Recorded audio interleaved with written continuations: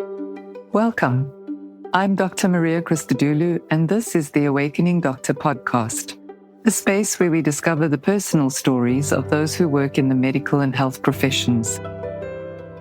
Join me as I explore the hopes, the fears, the aspirations, and the real-life challenges of those who carry the title, responsibility, and privilege of being a doctor.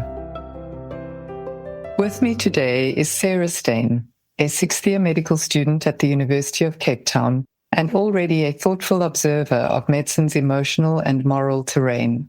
Sarah's reflections on life as a medical student in South Africa, published by the Bekisisa Center for Health Journalism, the Daily Maverick, Mail and Guardian, and News 24, struck such a deep chord that her words were quoted by the finance minister in last year's national budget speech. Sarah describes herself as a deeply passionate romantic dreamer who mostly wants to be a good human and is still figuring out what that means. Welcome, Sarah. I'm really glad to have you with me here today. It's taken us some time to make this happen. Thank you for having me. That was such a kind introduction. Well, it's all true, right? I hope so. Where should we begin to tell your story? Well, I'm not really sure. I liked I suppose that they were my words, but I like that you spoke about me just being a human and just being a bit of a confused human and still trying to figure everything out. I don't know when that really started. I think maybe I've always been a confused human. Maybe a better way to say it is an inquisitive human. I don't know where that story starts. Is it okay to be a confused, inquisitive human? Of course. It's very important. I think that I was raised to be an inquisitive and confused human. I'm Jewish, and it's very fundamental to Judaism to ask questions and to interrogate everything. And so I think I was raised in a home where we were, the story, who was it? Einstein or someone, I don't know, when he came home from school, his parents didn't ask him, what did you learn today? They said, what did you ask today? I think that I've always been interested and kind of fascinated with philosophy and bigger questions and moral distress and humanity at large. And then I was also raised in a completely medical household. So that's always been at play too. Well, I guess there's a deep intersection between those things, right? Yeah. Philosophy, ethics, medicine, health. I'd like to think so. I was actually telling my friends this recently, that medical jargon is just second nature. It has always been second nature. It's what we spoke about around the dinner table. And I can't really remember where that began, but I distinctly remember when I learned about philosophy, there were two instances. One where my dad was working at home in the study, and I asked him what he was doing, and he told me he was emailing someone about philosophy, and I didn't know what that meant. So I asked him, what are you emailing about? And he said, well, someone had written to him to ask him what is beautiful. I was a child when this was happening, right. Really a little person. I immediately responded by saying, I thought I was very proud of my answer. Anything not man-made is beautiful. Obviously, Dad. And then he replied by saying, yeah, that's a good answer. But now how do you decide what makes a painting beautiful, or, what makes a particular thing more beautiful than another? And that really stumped me. And then I remember from then kind of always thinking about these difficult questions. And then the other instance was I was driving back home from the College of Magic.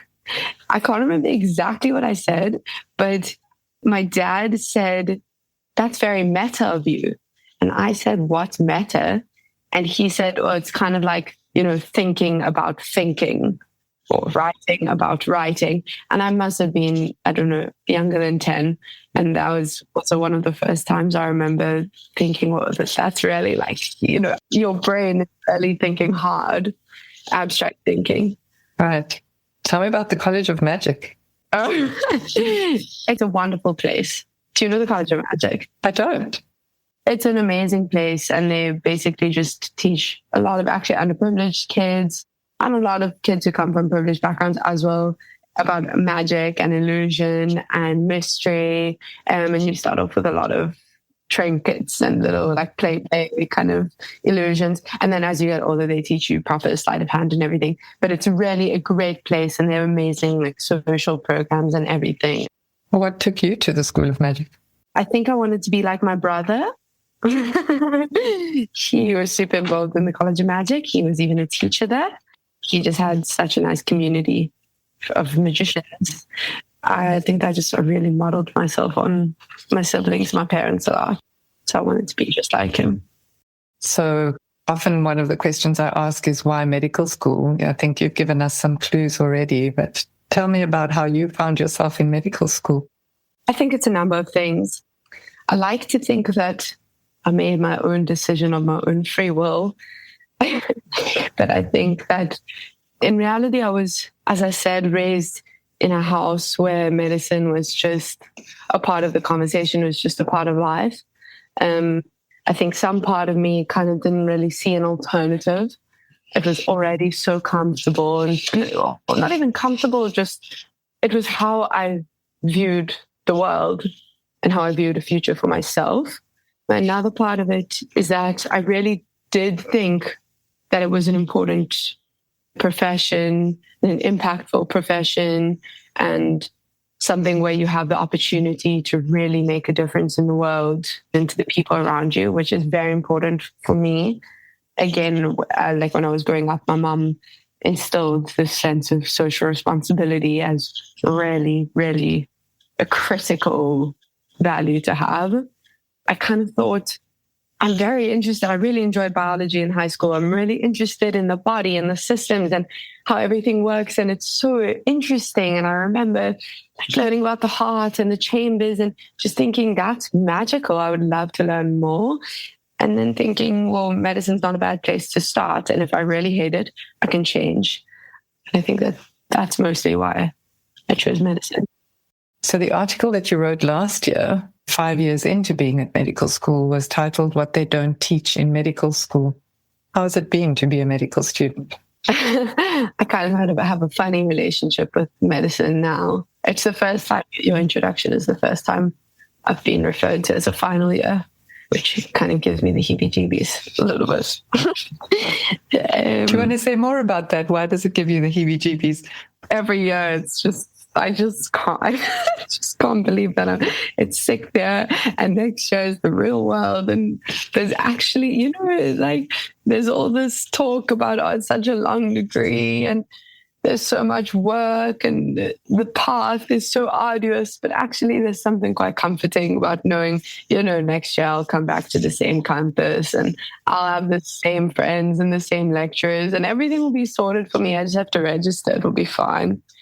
I feel like I'm catching up to my friends who are in the working world now to have stress about that. But I have a bit of a funny relationship with medicine now because what led me to write the article, and at the time of writing the article, I had just done a few very challenging blocks and rotations that had left me feeling a little bit desperate, a little bit disillusioned, kind of not sure where to go, where to turn, just feeling very disappointed in the healthcare system in South Africa, in, the world, in the path that I'd chosen. That's why I wrote the article. Since writing the article, my relationship with medicine has changed a little bit. And fifth year, I found was a lot more manageable than fourth year. We did all these subspecialties, which didn't really take the same emotional toll on me as the really tough ones like internal medicine of fourth year. And also I've been in the position this year or last year, 2025, where I actually really valued having the medical knowledge that I did and just dealing with some very close personal interactions where I actually found that knowing what I knew, even as a student, was very powerful. And it gave me a level of understanding that I could see people around me just didn't understand. And I was very grateful for that. I remember when I read your article, I guess I'm partly relieved to hear you say that since the article, some of your perspective has changed, because one of the things you wrote about was that You said, I hate medicine more often than not, and I cannot fathom spending more of my life doing this. I think that is so true. It's a very difficult space to be in. The content is very interesting. Theoretically, on paper, to be a healer, that sounds beautiful. It sounds wonderful. In practice, it's not like that. Just as I imagine being a lawyer in courts is not like Suits. The reality of living as a doctor, which I can't actually speak to because I've obviously never been a doctor, but the reality of living as a medical student, which is as close as I've gotten, is not one that I would choose. I wouldn't choose the lifestyle, the stress, the pressure, the burden of dealing with such charged situations every single day, where the level of responsibility really is life and death. And maybe that's cowardly. I don't know. Maybe some people will say that's, what a privilege to be able to help someone choose life and have life every day. But I find it a bit terrifying. I was talking about this again with friends the other day, where I think that being chastised by a consultant or in a ward round, you get the answer wrong, you feel this deep embarrassment and shame. It's so powerful. It's far more than being criticized for another thing. You made an ugly piece of art, or you baked a bad cake and someone criticizes you. It feels a lot worse, I think, partly because that if you had been a doctor with responsibility and not a student, and if you hadn't known the answer to that question and you were ridiculed for it, that might have actually been the difference between helping someone and inflicting suffering on someone. And that is just incredibly heavy to deal with at every moment. That's a big responsibility to take on your shoulders. Yeah. And I have huge respect for doctors. Really, I have huge respect. They work so hard. They deal with emotional turmoil so often. I have huge respect. I don't know if I'm strong enough to live that life. It's a great question, a great reflection. How do we answer that? How do you know if you're strong enough to live that life? Gosh, I don't know. I mean, you've made it this far. You're almost a doctor. I know. Gosh. Yeah.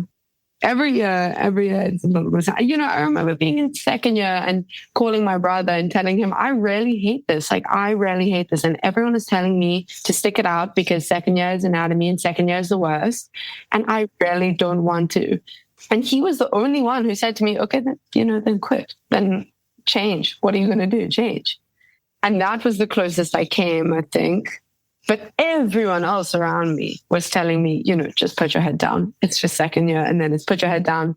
It's third year. You haven't gone to clinical. And then fourth year, put your head down. It's just the first year plan. I've met junior doctors and I've met registrars and I've met consultants who, in their words, have told me they're not really quite sure how they landed up where they are. They just took the next step and this is where they are. And I don't want that. I want to intentionally pick my next step and be happy with my next step. I'm not a fool. I know that in every junior position, in every industry, there will be bad work and the circumstances won't be good and you'll probably be underpaid and overworked and I know that happens in every industry, but I at least want to choose. This is where I want to be. I'm willing to endure this for however long because I see a future for myself here. I guess it's also hard because as you learn more about something, at least for me, it just becomes more interesting. It doesn't matter what it is.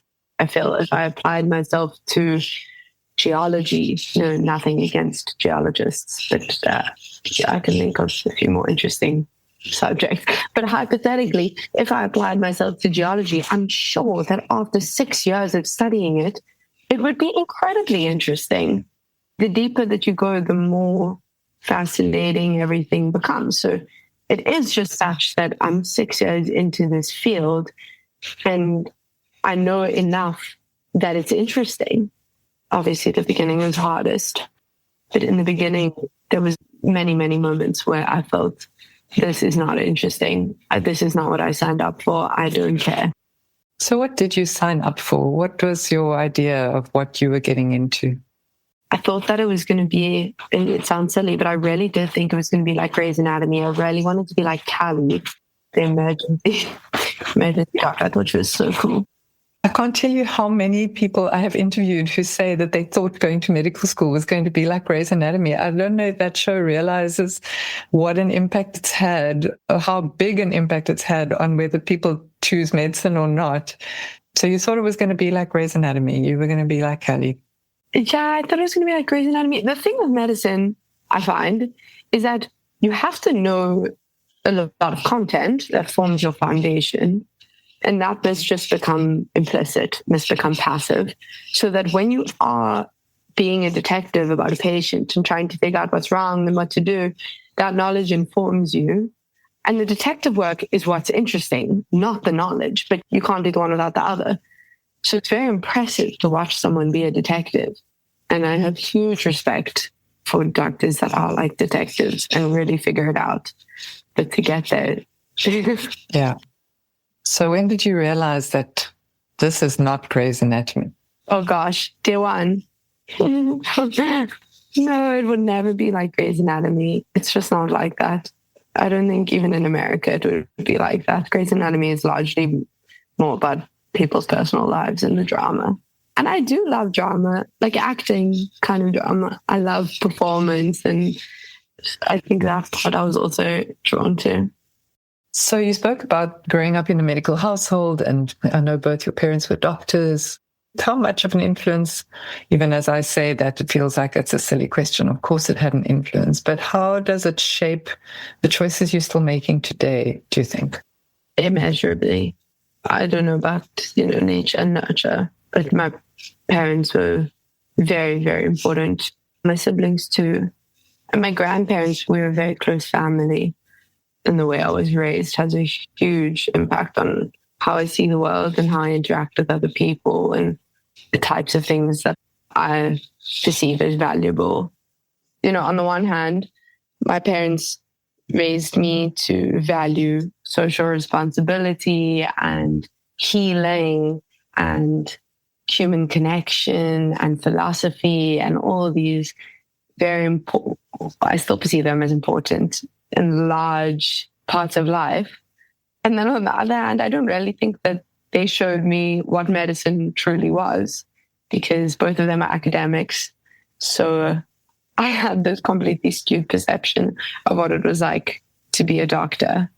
And I guess they were also done with the difficult parts of being a junior doctor. So I never really saw that, and I never spoke to them about it.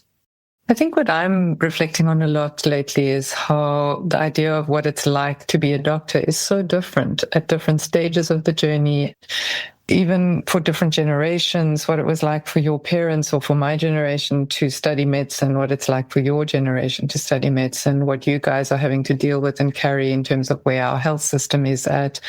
It's never an easy journey, that much I can say, but it also feels like even if you had tried to have those conversations with your parents, they would not really be able to give you insight into what it's like to be a junior doctor in today's South Africa. Yes, I agree. But in every profession, I think you have to experience it properly for yourself to know what you're getting into. Yeah. On the weekend, actually, I visited my own family, and my niece had some friends over, and they're in grade 12 now.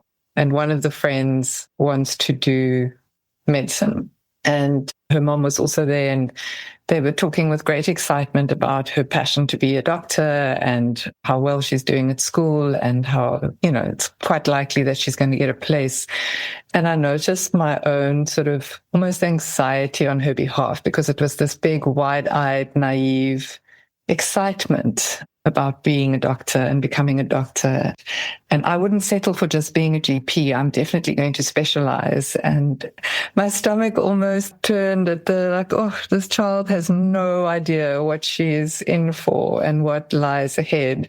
And I did refer her to your article, and I did also tell her that she should listen to some of the other podcast conversations. But I guess based on the fact that you wrote an article about what they don't teach in medical school, what do you wish you had known when you were in high school thinking about doing medicine?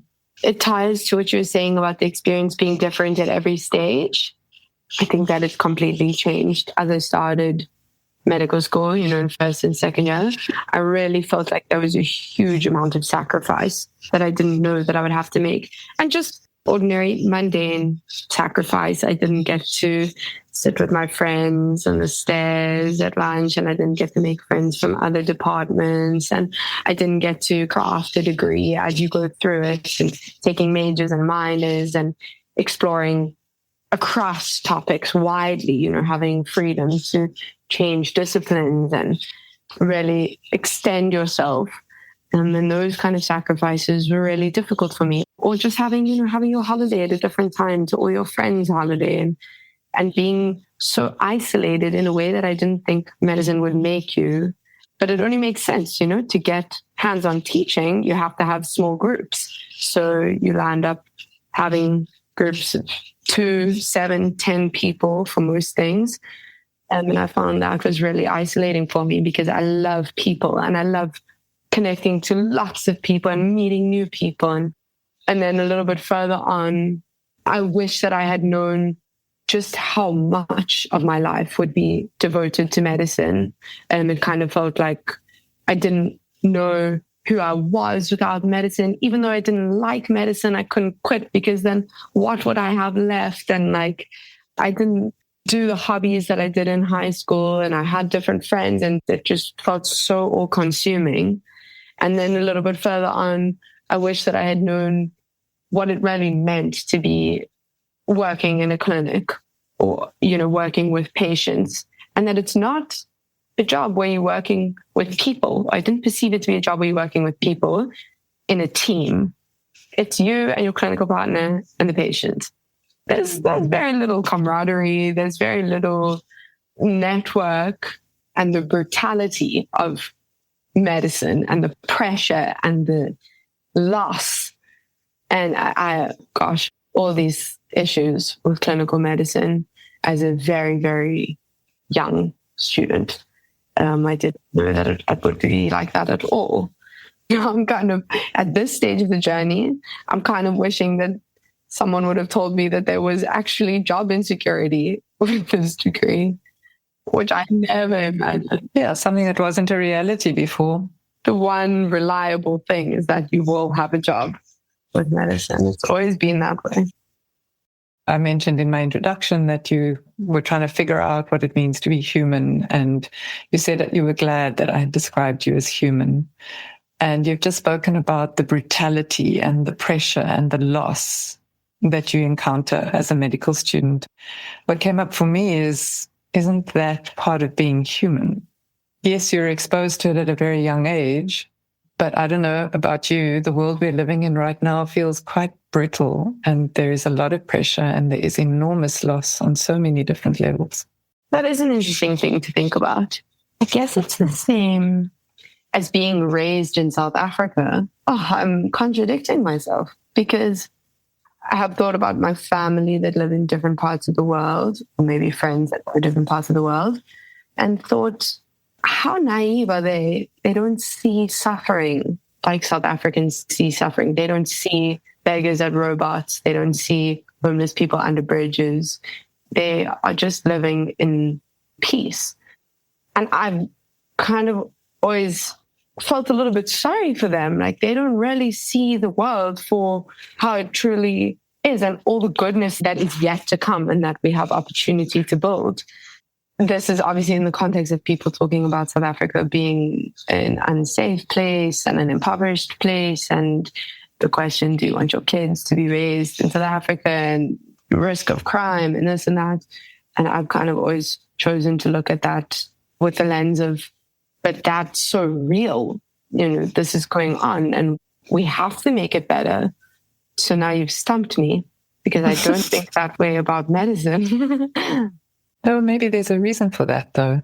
As someone who was always interested in medical education, I find myself wondering if that isn't the dilemma more so than the reality of the experience itself.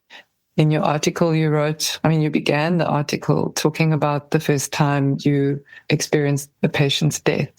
and how clinical it all was and how unemotional it was and how there was no space to figure out how to process your own emotions about all of that.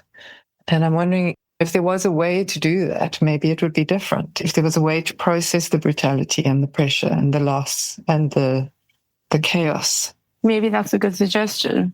Because I guess you do process the suffering that you see on the street or whatever, because you talk about it with people, you talk about it with your family and your friends. I don't know. I've at times have felt that the brutality of medicine is just too much for me, Sarah, not necessarily for a person, because I can see my peers all handle it in different ways. And for example, my clinical partner is much better than me. He does something wrong and someone ridicules him for it. It's just water off a duck's back.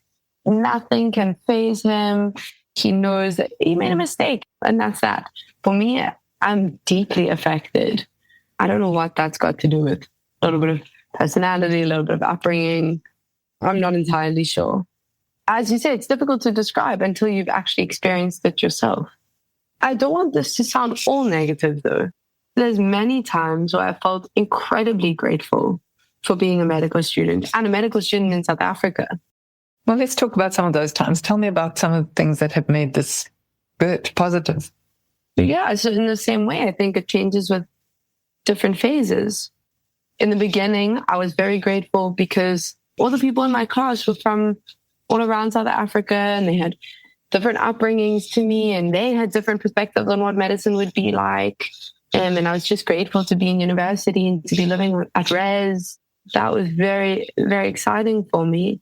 And then I was very grateful because we had some great teaching and we had some great experiences and some great stories.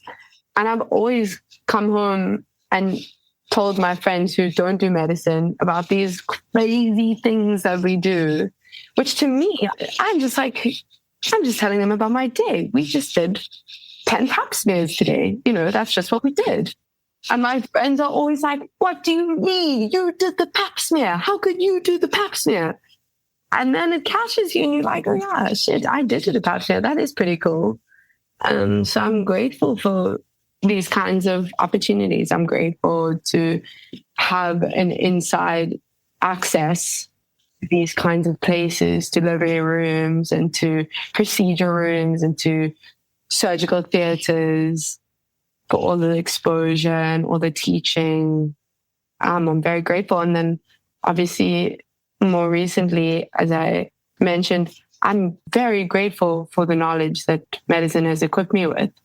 You really learn to understand, and I'm really quite stupid as far as it goes in terms of my class and my peers and everyone else in the medical world. But sometimes I do understand what a decimal point means. And that is really, really impactful. Are there any patient encounters that stand out for you? Any stories of things that have happened that stay with you? Many. I kind of try to keep a little log of patients that made me feel strong emotions. But the one that I wrote about in the article is really one that sticks with me very strongly. And it was this old man who had come in to the emergency center, and shame, he was not doing well. He was quite delirious, but it was a very quiet night on course. So I just kept going to check on him, giving him a blanket, chatting to him, and he was very delirious. I didn't imagine that he would remember who I was. And then the next morning on the ward round, he was in the ward, and he said on the ward round to the consultant, he said, this doctor, she's the best. And I was mortified. I was like, I've done absolutely nothing for this patient. I was so embarrassed. He doesn't even know that I'm a student. He couldn't remember that I'd introduced myself as a student. And everyone turned to look at me, and they obviously knew that I had nothing to do with the management of this patient. And I was so embarrassed. But it really was quite impactful for me because it was just my presence that made him feel like he was being taken care of. Absolutely. Why were you mortified that he thought you were like the best doctor? Oh, I just remember being so embarrassed. I think I turned red like a tomato.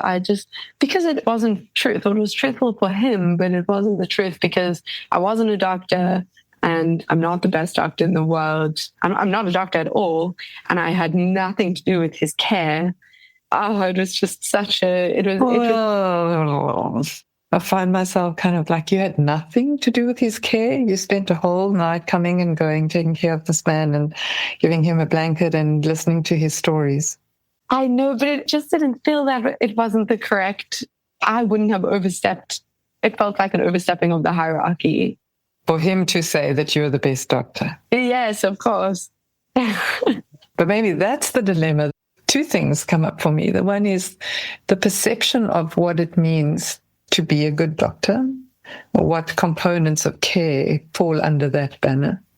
And two, the overstepping of the hierarchy. Like your being human, your presence made such a difference in a patient's life that he spoke about it to a whole group of your colleagues. And something in you shrank. It wasn't what you thought you should be praised for. Oh, it's complicated. I don't know.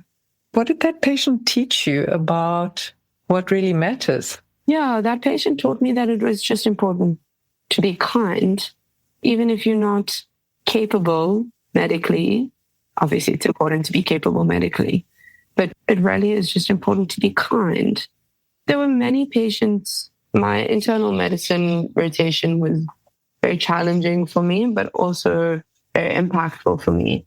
I kind of have this cognitive dissonance about it because I think it was absolutely traumatizing, but I also learned a huge amount, more than I've ever learned in a block before. I remember on a ward round, I didn't say that the patient was in heart failure. That wasn't how I led my presentation. And the consultant was really stern with me about missing heart failure and about saying that the patient is in heart failure if you've picked up the signs. And again, I felt absolutely it was such a difficult ward round. But I know that I will never miss heart failure now. I will never, never, never miss it. You know what I mean? It's just like it really sticks with you. Or there was a patient that, I can't remember the exact situation, but I remember it was a patient with COPD and he was on oxygen. They didn't want to increase the flow rates of oxygen. And I just didn't really understand why he wasn't getting more oxygen. And how do I say this? His work of breathing was very difficult for him.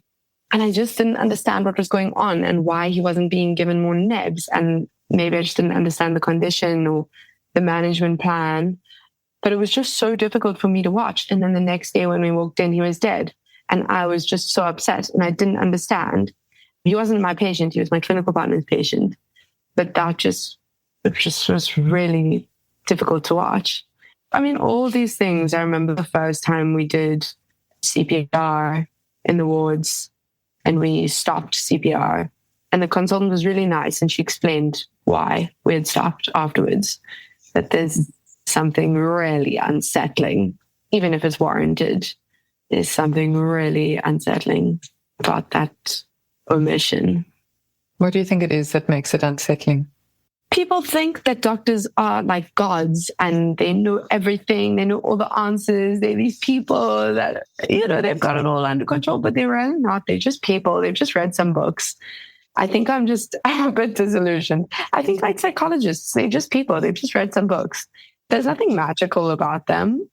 And they make mistakes and they don't know what to do all the time. And they're kind of playing a little bit of a guessing game as well and just doing the best possible thing that they can at that time. It's not to say that that's, the absolute cure. And that is very unsettling to see behind that curtain. So to see the humanity is unsettling. Yeah, I guess you could say that, yeah. Because it struck me that what you shared about that patient and him feeling that you were the best doctor, it was like, in acknowledging that, he spoke to your humanity. He spoke to the part of you that it was just human and cared. And that there was something quite mortifying about that being made visible to these doctors that you were with. Yeah. Shame, what a sweet man. there were some really great patients as well, some really hilarious patients, made us laugh a lot. Some very kind patients, and patients are always kind when they let students help, but some really kind patients, and I'll never forget those ones either. Yeah.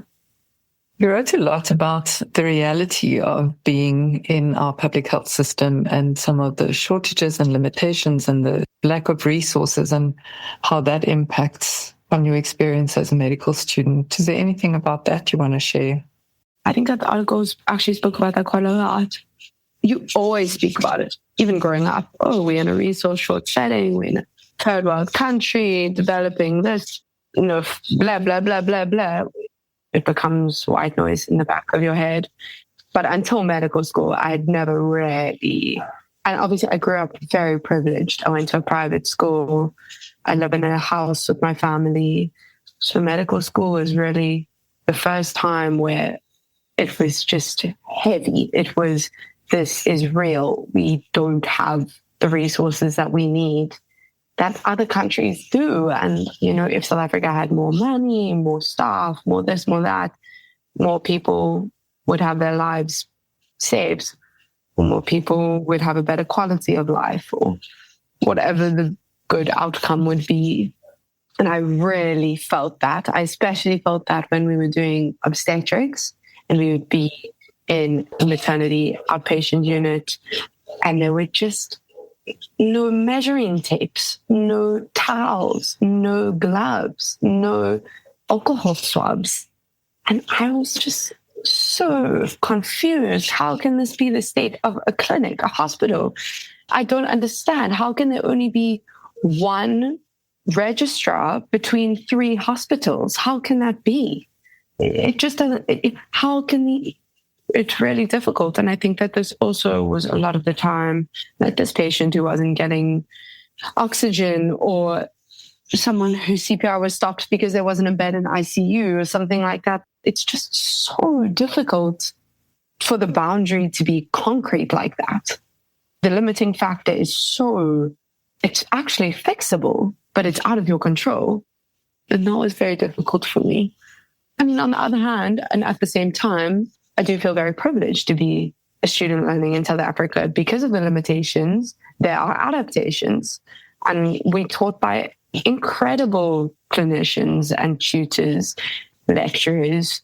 And we taught all these methods and little hacks and things, no problem. We don't have alcohol swabs. It's fine. Just put the cleaning solution on the cotton wool swab. It's the same thing. And people adapt and people are resilient. And that's very impressive and inspiring to see. And there's lots of international students, and they come to learn from what we've got. And so I don't take it for granted that we have all this exposure. Yeah, I guess it's more about the impact and the moral distress that many of those things evoke. Yeah, I agree. You spoke about the fact that it's out of your control. And as you said that, I was struck by how you wrote an article. I imagine you had no idea that that article would get published so widely, or that it would reach the ears of our finance minister and influence his budget speech. So to some degree, you have had influence. Yeah, I had no idea. I wrote it because I had stuff to say. I just had to write it. And Katie Matheson, who's a bioethicist at Gruniske, who's become somewhat of a mentor for me, kind of pushed me to write it. And I love working with her. And I really value her opinion. She just told me to write it. And I was like, yeah, you're right. I'm just going to write it. I had no idea that it would have as far reach that it did. I didn't even know. I wasn't watching the budget speech. My politically, engaged friends who are studying law and whatever started sending it to me. And I was just, what? Yeah, it's funny too. So I'm doing my forensics block. That's my first block of the year, which is just a crazy block to be doing. But it's also full with I feel there's so much dichotomy, cognitive dissonance. On the one hand, it's absolutely revolting. It's horrible. I feel almost like an animal instinct to be repelled by it. I can tell it's just not natural. It's not the way that things are supposed to happen. And it's so disturbing at every point. But then on the other hand, it's so impactful. These people are really making change. They really are. And I think for the better. And this morning I was reading my notes, which were actually about legislature and criminal law and civil law. And I was thinking, geez, the people that are dealing with law, they are really making a difference. This is real. This isn't snotty kids coming into your rooms. Nothing against snotty kids coming into rooms. That's also making a difference. But this is impactful. Is that the kind of impact you would like to make? Forensics? That level of impact. Maybe forensics, who knows? Is it? Oh, I don't know. I don't think forensics is for me, I must be honest. But that level of impact, yeah, I would like to have an impact and a large impact. I've got huge shoes to fill. I'm really grateful for my parents and I'm really proud of them. I think that they've both achieved huge impact in a way that I'm not sure that I ever will. But I want my kids to be proud of me in the same way that I am of my parents. Do you want to acknowledge your parents by naming them? You don't have to. My dad is Dan Stein, or he said Stein. He recently passed away, and that was very difficult for me and my family. And my mom is Heather Zah, and they're both professors and A-rated scientists, and their list of achievements is absolutely endless. Those are big shoes to fill. Yeah, among a number of other titles. They're just both very, very impressive academics and doctors and humans. Very big shoes to fill. Yeah. I wasn't sure you would mention your dad today, and I wasn't sure how to broach the topic of your dad because, on the one hand, he's been such a legend in the medical world, but his death was quite recent. But I was struck by the article you wrote and the focus on not being taught how to process death as a medical student, and then losing your own father quite suddenly and unexpectedly. What's that been like for you? Yeah, it is very difficult. It's been very difficult. It still is very difficult. I think it will be difficult for a long time to come. My dad taught me how to write. And I remember showing him, I'd always send him my essays and things in school just for him, after they'd been submitted. I wanted him to say, well done. Yeah, he taught me how to write. And I stopped doing that in university. And then I showed him the article before it was published. And I really wanted him to say, well done. And I remember he turned around and there were tears in his eyes and he told me he was proud of me. And I was just I'll never forget that feeling. And I'm thinking a lot about that moment, about how my dad he won't see where I land up going, but he'll be there. Yeah, it's been very difficult. Yeah, I can't even begin to imagine. Yeah, there's a picture of my sister graduating and she's being capped by my mom and my dad, and they're both in their red gowns on the UCT stage. And I remember, my sister's a lot older than I am. And for the longest time, my whole, I always kind of knew I would do medicine. So even in high school, I remember I saw this picture and I was like, yeah, that's going to be me. I'm going to have that same picture. And I'm not going to have that same picture. And that's very sad. Sure. I can feel the emotional toll of that. I'm really sorry, Sarah. Thank you. But we have had amazing support from friends and family, and people have really been amazing. I'm very grateful. I'm pleased to hear that. I did wonder what it's like to have your father be, to have the loss and to be processing that loss quite publicly, in the sense that your father is a very well-known man. And so there's been a lot of sort of, both in the academic world and beyond, ritual around his passing. How's that been for you, that your loss is quite a public one? It's very confusing. I was saying to my aunt, on the one hand, it's really nice that I don't have to tell anyone anything. They all kind of just know, because it's quite hard just to say the words about what's happened. So it is a little bit comforting just to feel held by the space that I'm in. And on the other hand, it's very hard. Every space that I walk into, everyone knows. Someone will invariably mention it, and I'll say, it's okay, thank you, whatever. And to walk into the same places, everything's just very close. It's all UCT, it's all the same spaces physically, the same people, the same worlds. So that is very difficult. Gosh, yeah, you've given me a different perspective. So my father died 9 years ago this week, and he died in Cyprus, and I got there a day too late to be present when he died, which brought up a whole lot of stuff for me. But traditionally in Cyprus, especially in the Greek Orthodox community, when somebody dies, people wear black for at least 40 days, and then sometimes people wear black for a lot longer. And historically, it was also a way not only for the individuals to acknowledge their grief, but for people in the community to know that they were grieving. It was a sign that you'd lost someone.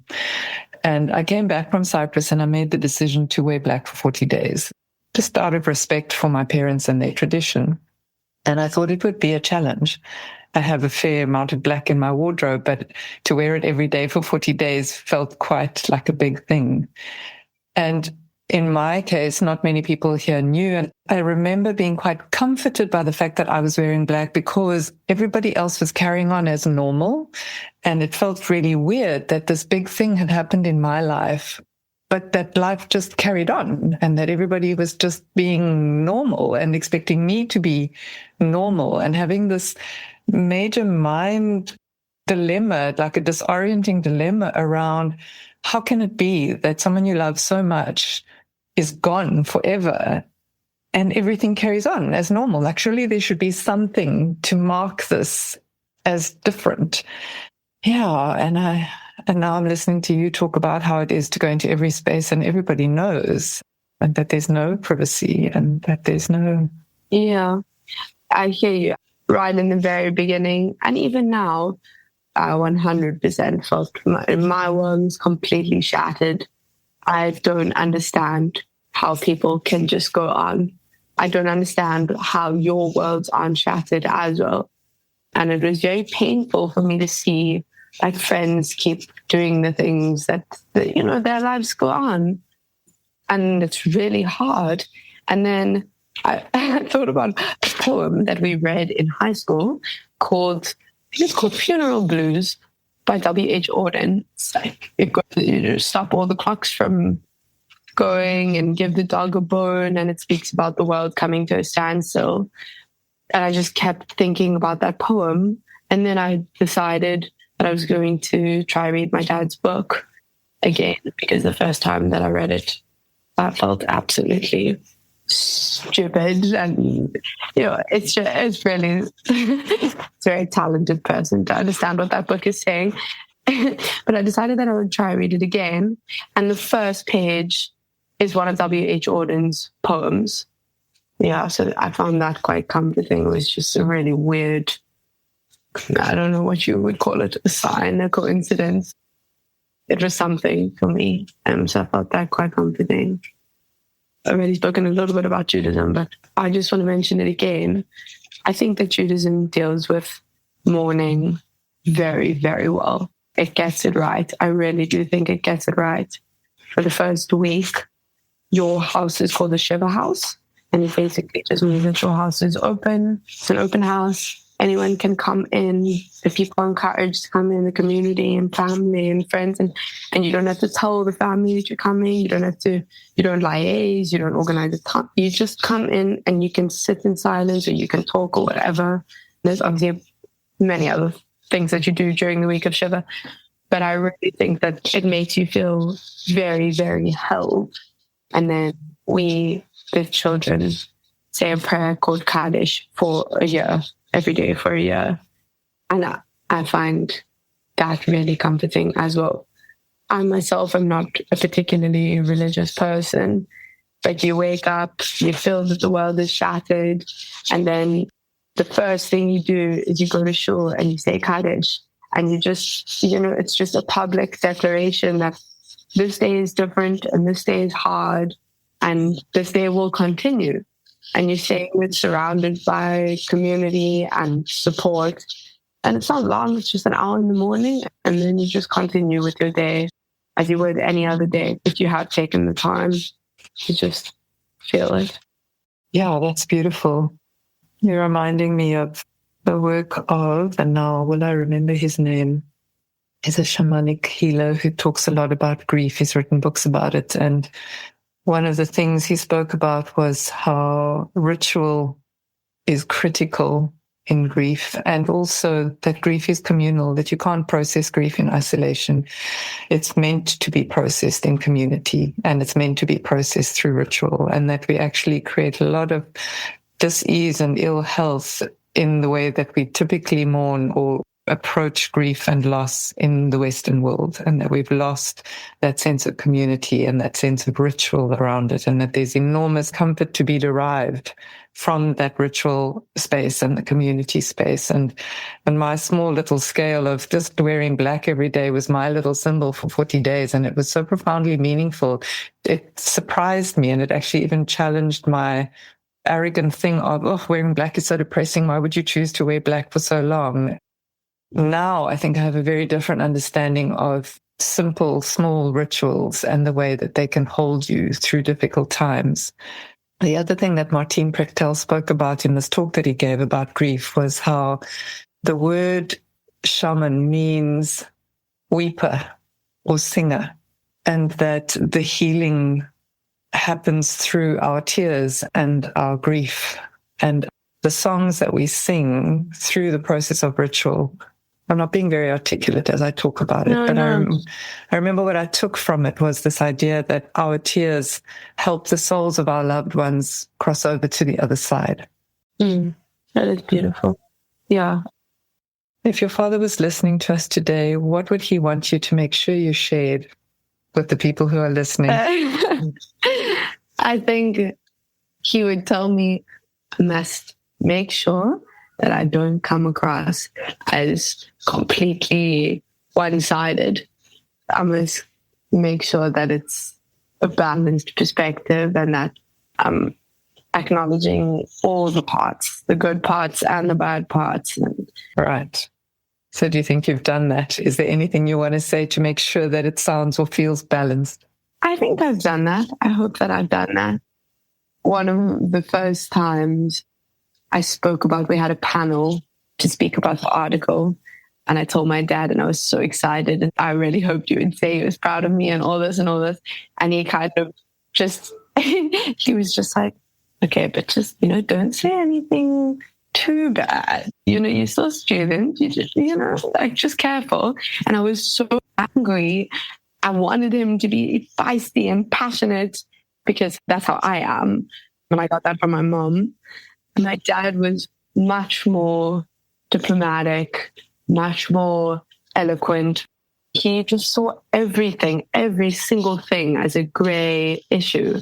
And everything was something to be discussed and questioned. And I got really upset with him for not kind of backing me.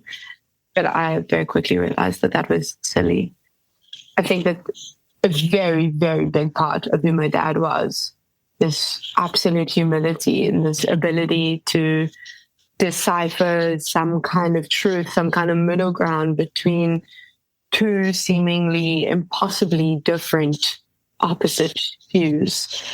And that's actually a lot of what he does in his book and a lot of what he did, every day. So I've got him in my head telling me. What of him is carried forward in you? I don't know. I'm very grateful for everything he taught me. I wish that those times for him to have taught me more. I think he had so much to teach and so much to give. And I'm very grateful for all the small things that he did. My dad and I were we were friends. I can see how painful it is to talk about. Thank you for your courage, Sarah. Thanks. Yeah,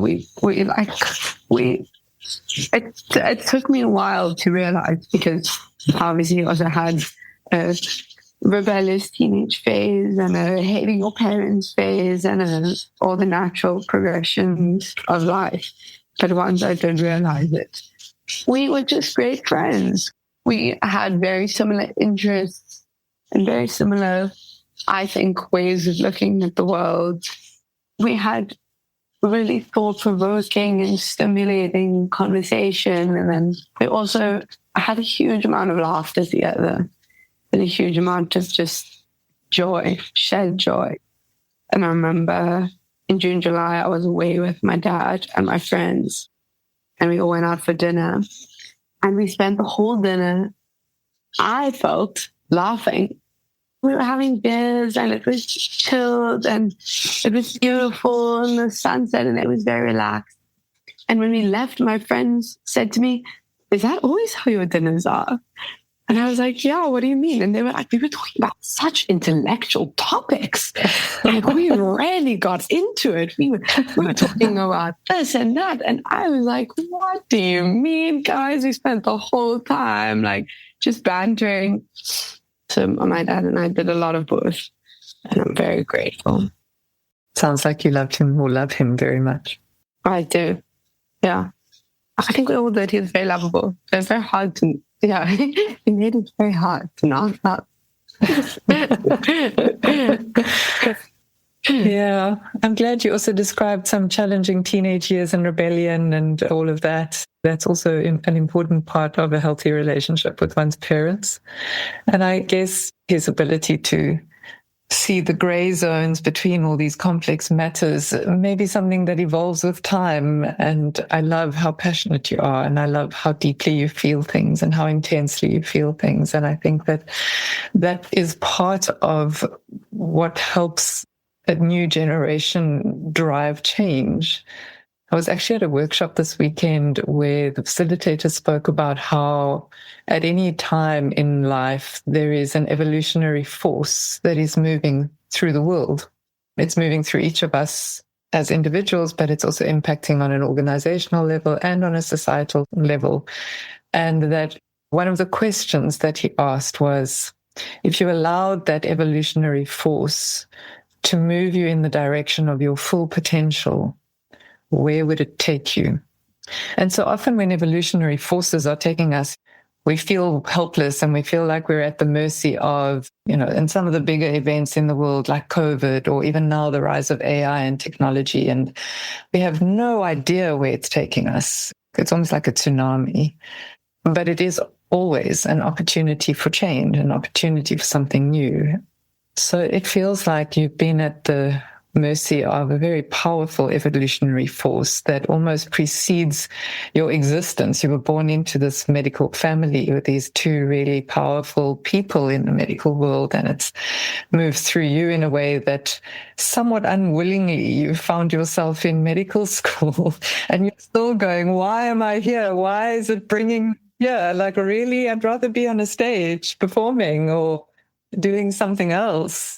And I can so resonate with that feeling. But for some reason, that's where this evolutionary force has carried you. And I guess I'm curious, as I'm sure are you, about where it may take you next. Oh, thank you. I think that's a nice way to put it. Quite beautiful. I don't know where to next. I would like to explore adjacent paths to medicine. I've kind of explored a little bit of the humanities adjacent, bioethics and philosophy in this, which I find very, very interesting. But I'm not sure that's on a practical level what I want to be doing every single day. And I think I know what the academic world looks like, though I can't be certain. I don't really know what my parents do when they're working. I'm not sure about that either. Maybe this year there'll be some space for me to explore kind of a business adjacent, an entrepreneurial adjacent, finance. 2026 is the year that I'm going to launch my own yogurt brand. Okay. Say more about that. Let's talk about these adjacent interests in your life. It does sound ridiculous, but I really am passionate about yogurt. That sounds ridiculous too, but just watch this space. Well, what makes you say that it's ridiculous? Oh, it sounds very silly to say. But anyway, so I hope that this year there'll be space to grow and to experience the adjacents. I think, as we've kind of discussed, you don't know what it is until you yourself have been there. I hope that I have time to be there. The yoga thing is a bit of a joke, but it also isn't a joke. I love movement. I love being outside. I love dancing. I love running. I love going for walks and being on the beach and being in the mountain and swimming. And I love all that stuff. It's a huge part of who I am. And then I also love food, because who doesn't?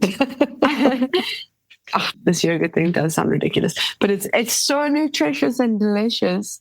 And it will target the protein carers and wellness junkies of Cape Town, I hope. Great. Well, good luck with that venture. It sounds really exciting.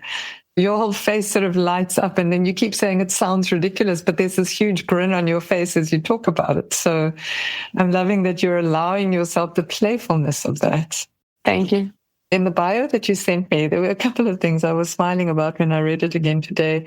I ask every guest to send me a little bio just so that I have some guidance around how they like to be described, so that I can incorporate that in my intro. But you said that you were a 60th, or at the time a 50th medical student, and then you said, although I rarely act like it, being a medical student. And I thought, so what does acting like you are a medical student look like? So my uncle always used to say to my granny when he was in university, any percentage over 50 is wasted time. And I echo that with every morsel in my body. Seriously, if any percentage over 50 is wasted time, you could have been on the beach, you could have been with your friends, you could have been just somewhere better. And so that's what I try to embody. And that's what I've tried to embody my whole medical school career. So you think if you were being a true medical student, that wouldn't be the case? Of course not. To be a true medical student, I would care far more about academics and academic validation and academic success, I think. I know I have a little bit of A-type in me because I got into medicine, so I have to be somewhat A-type, but I try my hardest to push that away.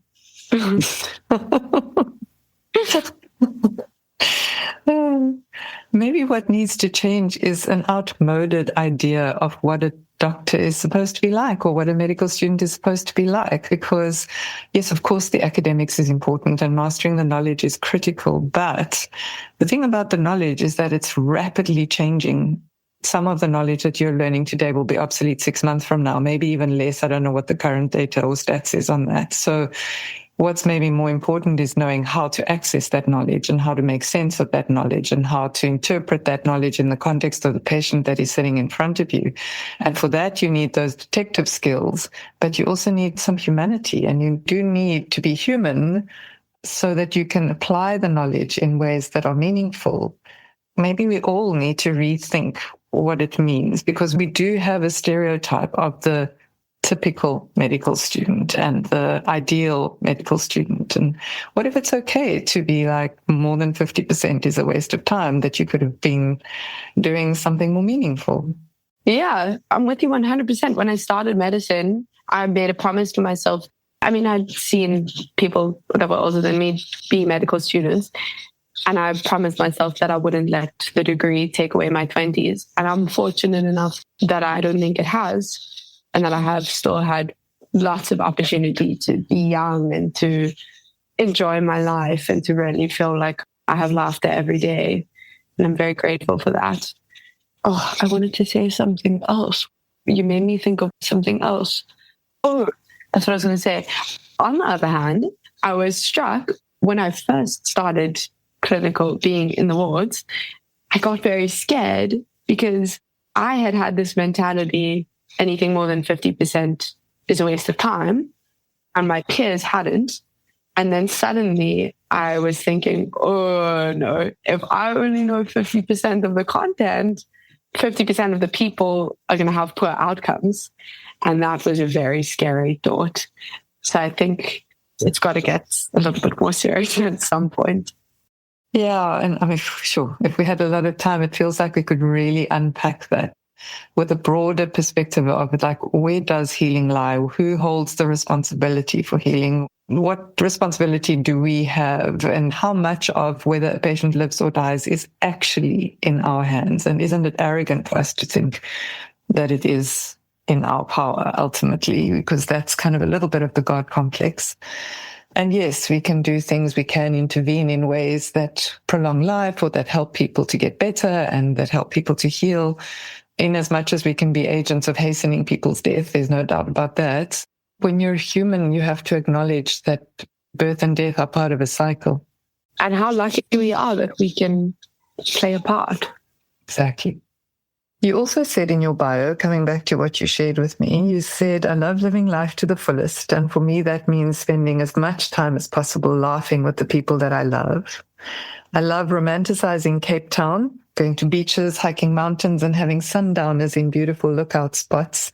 And I'm deeply passionate about movement, which you shared a moment ago. I run, dance, and surf, and I have big dreams about building something of my own in that space.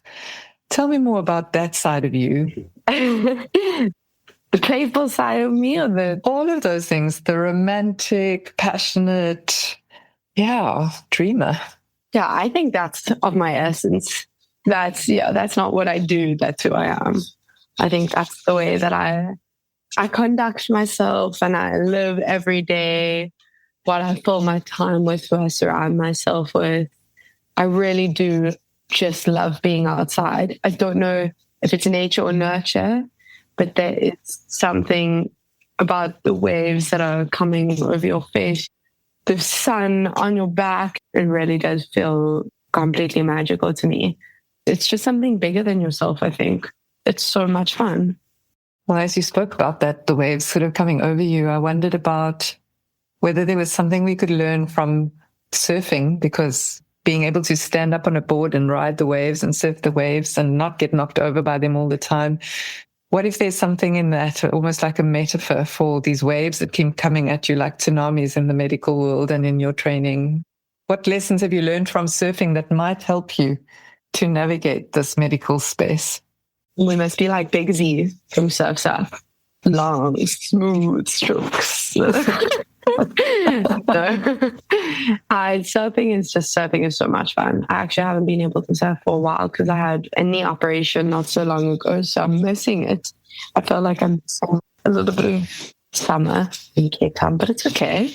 My best friend's mom shared a poem with me the other day. I don't have it on me, but it was basically about going to the sea and sitting by the sea. No matter what you feel, the sea will be watching you, and it will be watching over you, and it will engulf you. It's bigger than you, and it can hold you. And that's very, what's the word? It feels like a revival. I can't think of the word I'm looking for. Revival sounds good. Yeah.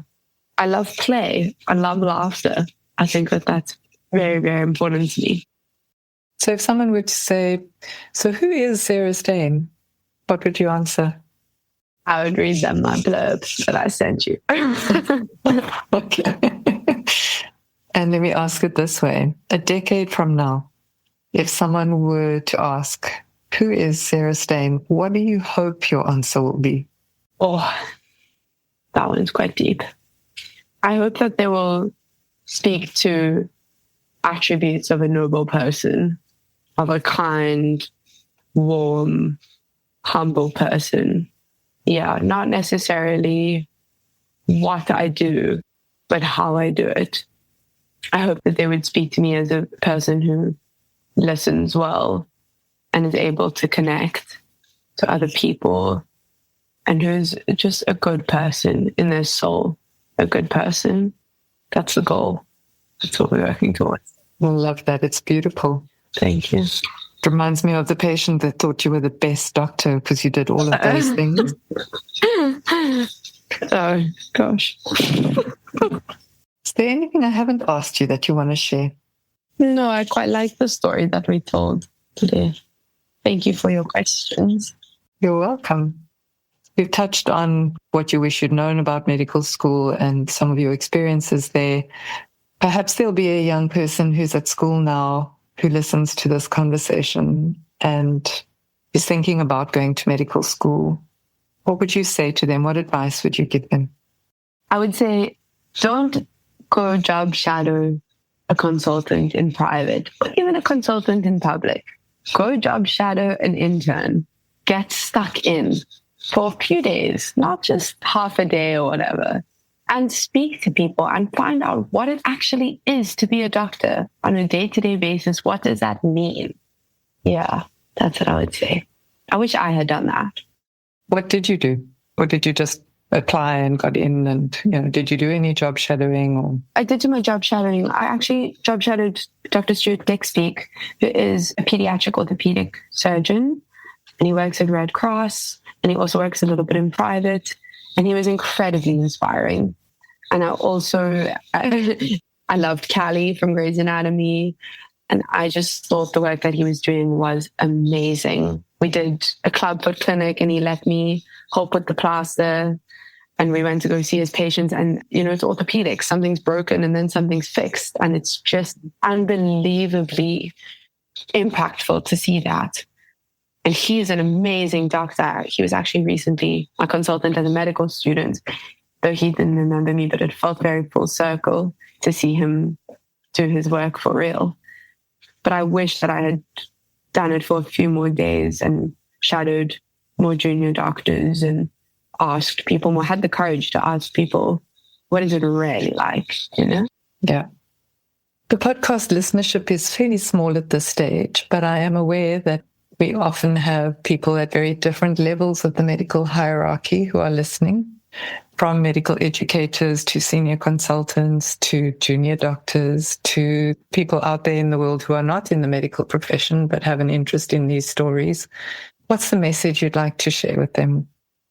I can't say that I have one kind of motto that would do it for everyone. I really can't. I think a little bit of everything that we've spoken about, a little bit of kindness, a little bit of laughter, maybe a little bit of diligence, seeing the gray areas, a little bit of hard work, a little bit of everything. I do find myself wanting to ask you what keeps you there, because you said you second year already, you were phoning your brother and saying, this is not for me. What stops you from leaving? Largely because I'm quite stubborn. I'm the kind of person that will finish what they start. If it's a movie or a book or a packet of biscuits or a medical degree. Yikes. I consider myself to be quite resilient. Partly my clinical partner, I really love him, and he's been very supportive for me. And I also feel really bad to leave him alone in a class of 8 type people when I'm, we can just go to the beach together. No, I'm joking. But he has really pushed me to push on. And partly because I do really believe that you have such opportunity to make the world a better place with a medical degree. Even if it's not in clinical medicine, I just feel that the degree is innately a good one. And I'm quite proud to be doing it. Well, you're almost at the finish line, so kind of want to say hang in there. And I do have such a sense of this notion of an evolutionary force. And of course, it's uppermost in my mind because I did this workshop recently, but it does feel like sometimes our idea of where it should take us conflicts with where it's actually taking us. And I've been reflecting on my own life and how struggling against where it's taking me creates a lot more chaos than surrendering to where it's taking me, and maybe trusting that impulse that took you to medical school and that has kept you there throughout all of this. Definitely. And what I do also see with more and more of your generation is that different career options are becoming available. And I think some of them haven't even been conceived of yet. And I think your unique blend of heart and passion and playfulness and creativity and philosophy and ideas and ideation and compassion could result in something quite amazing, Sarah. Thank you. Those are very kind words. Thank you. You're welcome. Anything else before we close? No, thank you so much for having me. I'm honored to be on your startup podcast. I hope you get famous. Thank you. I hope the stories get famous. That's what I'm really after. And I'm really grateful that you were willing to share your story and that you were willing to do it so soon after losing your dad. I was not sure how that would be for you. And so thank you for sharing. Thank you for sharing your grief with me today, with us, really, because people will listen to this and I hope that they will take heart from it. I have such a sense of do not lose that playful, passionate dreamer self, because we need people like you in the medical profession. Thank you. And I don't want you to hear that as a you must stay. If the force is taking you elsewhere, may the force be with you.